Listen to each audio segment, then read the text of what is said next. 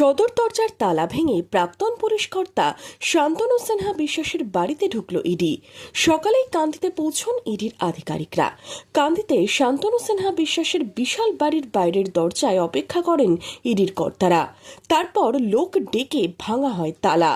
এরপর কান্দিতে কলকাতা পুলিশের প্রাক্তন ডিসি শান্তনু সিনহা বিশ্বাসের বিশাল বাড়িতে ঢোকেন ইডির কর্তারা। মে মাসের 14 তারিখেই সোনাপ্রাপ্য সংক্রান্ত মামলায় গ্রেপ্তার করা হয়েছে কলকাতা পুলিশের ডিসি শান্তনু সিনহা বিশ্বাসকে। তাকে দায়িত্ব থেকে সরিয়েও দেয় লালবাজার। ইডির নজরে রয়েছে একাধিক দুর্নীতি। জমি রিয়েল এস্টেট দুর্নীতিতে সোনাপ্রাপ্য এবং প্রমোটার জয়েস কামদারের সঙ্গে থাকার কারণে গ্রেপ্তার করা হয়েছে শান্তনু সিনহা বিশ্বাসকে। 3টি মামলায় ইডির নজরে রয়েছেন তিনি। সোনাপ্রাপ্যর তোলাবাজি এবং প্রতারণা সংক্রান্ত মামলা। কোটায় মেডিকেল অ্যাডমিশন ছাড়াও মামলা ছিল বালি পাচারের। এবার তার কাঁদির বাড়িতে হানা দিল ED. Bureau report, imagine community media.